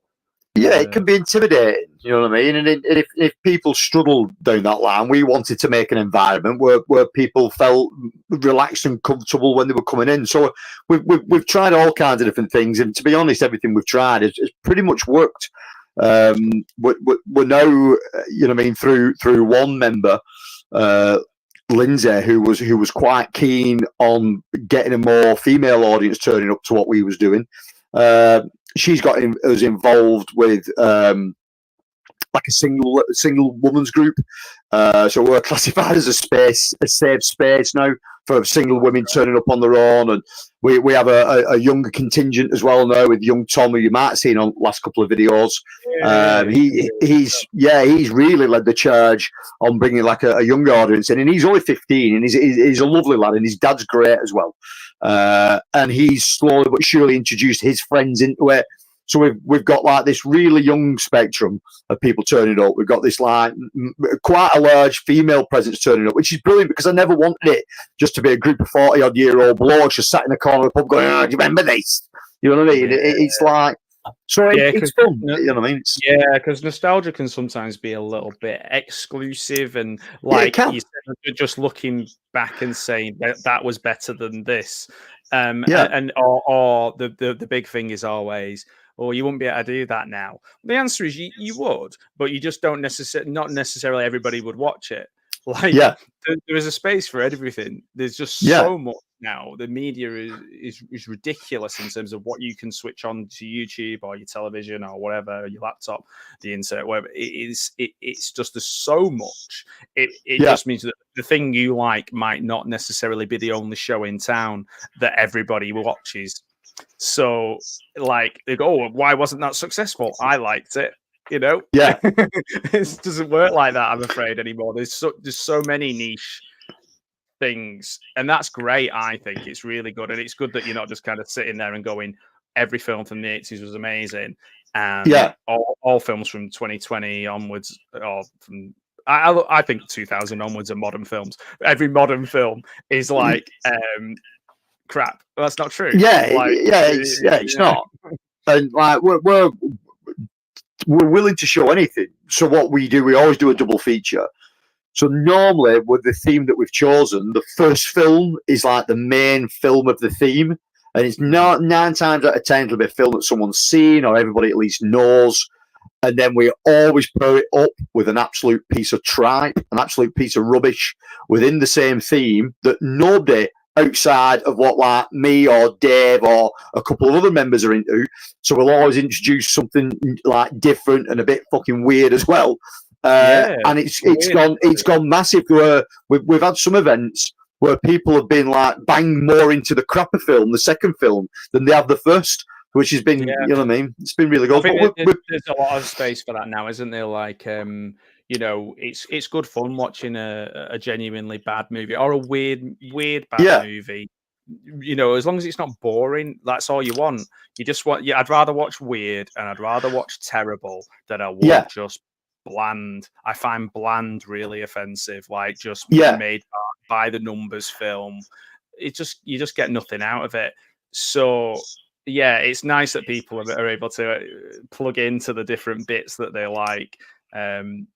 It is wicked. Well, the other one is like every film. The rule is every film has to be under 93 minutes, a film can't roll over 93 minminutes. Which that, so no Once Upon a Time in Hollywood for me then. Because people have requested certain films, and I've gone like, Christ, that's like 2 hours long. That film, it just doesn't work. I need they've got to be 93 minutes or under to work. Up to know everything with Sean. That's cool. You know, I think there's a lot to be said for that as well. Definitely. Thanks for that. Thanks for that, Dirk. Appreciate it. Cheers, Dirk. Nice one, mate. It is great what Tony's doing Dirk. Nice one. Bringing people together. Yeah, spot on. Yeah, it's been good. We'll get all kinds of accents on, won't we? That's yeah, for sure. Yeah, exactly. I think that's probably the best comment of the night, my friend. So yeah, Tony, thanks so much for that. Can I just ask if anyone's watching over on Twitter, just spend a couple of seconds, just click on the YouTube link as well. Just say hi on YouTube, send us a comment. What's your favorite sword and sorcery film? Maybe Tony, I could twist Tony's arm and get him to watch another one with me at some point. So I'll watch as many as you want, mate. People can request them. I'll guarantee I own a physical copy of it, so we can. I'm all in if you want to watch more of these. Oh, well, that's great, and I really do appreciate you. This has been our first stream together, and I kind of plugged into your channel as Master of the 80s, and obviously then sort of learning more about an area that I'm quite familiar with is nice as well. So it's a bit like home from home. I'm in the middle of nowhere now, so I'm going to sell my own club, and it's going to be all the sheep and cows, and we're going to watch Animal Farm and things like that. So yeah, but no, I appreciate it, Tony. Thanks so much for your time, and you're welcome. You're more than welcome. And thanks so much for everybody who joined in. All the people who, just to say, if they have a channel, check out their channel, Subjective Perspective Collective. Give them a subscribe. I know we've had Video Tasties was on earlier on. Al Lacard was on earlier on. Guy Pearson was on earlier on. Bridazzle, Horror Cat Dad, Rob's Vintage Video. One of my favorite creators as well on YouTube, that when I first started watching other people talk about films. I love Rob. Rob's great. Yeah, so good. Cheers, Tony, and you're welcome, man. Best of luck with everything with the club, and I'll speak to you soon. Most definitely. Take care, everybody. Oh, there's only one way to finish this. So, I don't know if you've seen. Yeah, you might have seen to the end of one of my videos before, but this is the only way to finish this.